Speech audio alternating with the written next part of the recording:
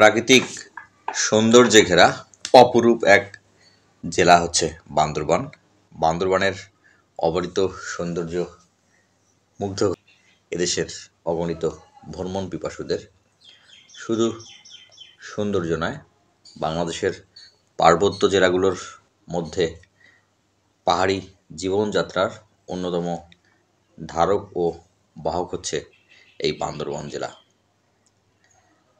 বন্ধুরা, বান্দরবান জেলার রোয়াংছড়ি থানা থেকে বান্দরবান শহরের দিকে ফিরে যাচ্ছি। ফেরার পথে পাহাড়ের সৌন্দর্য আপনারা অবলোকন করছেন। পাহাড়ি গ্রাম, পাহাড়ি নদী,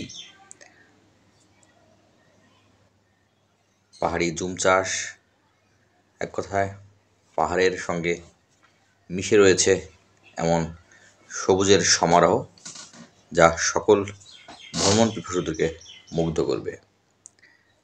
বাংলাদেশের প্রত্যেক ভ্রমণ পিপাসুদের পছন্দের একেবারেই প্রথমের দিকে থাকে পার্বত্য জেলা বান্দরবান।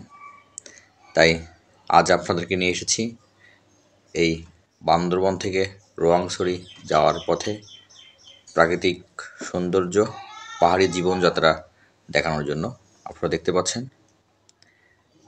যে পাহাড়ের এক পাশে রয়েছে মালটা বাগান, মালটা ধরে আছে, এখনও কিন্তু পরিপক্ক হয়নি।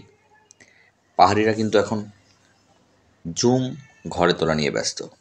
জুম ফসলের মধ্যে অন্যতম হচ্ছে ধান। জুমে ধান চাষ করা হয়েছে, ধান প্রায় পাকার উপক্রম, ধান কর্তন শুরু হয়েছে। দেখতে পাচ্ছেন এটি হচ্ছে একটি বেইলি ব্রিজ, তার পাশে তথা তার নিচ দিয়ে বয়ে গেছে পাহাড়ি অবারিত মনোমুগ্ধকর সৌন্দর্যকর পাহাড়ি নদী। বন্ধুরা, রোয়াংছড়ি থানার দূরত্ব বান্দরবান থেকে প্রায় 20 কিলোমিটার।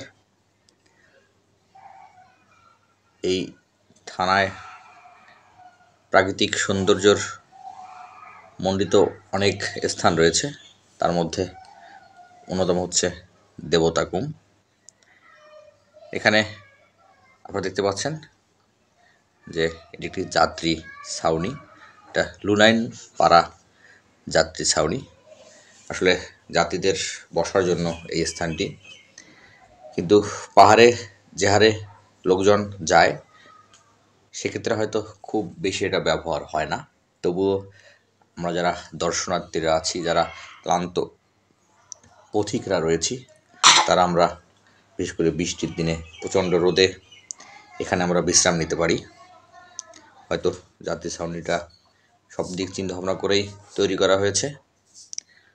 বন্ধুরা, দেখছেন বান্দরবানের অবারিত সৌন্দর্য, মনোমুগ্ধকর পার্বত্য জেলার মধ্যে অন্যতম বান্দরবান জেলা। আবারও আপনাদের সঙ্গে দেখা হবে নতুন কোনো ভিডিওতে, নতুন কোনো বান্দরবানের ঐতিহাসিক পর্যটক স্থানে। সবাই ভালো থাকবেন। আল্লাহ হাফেজ।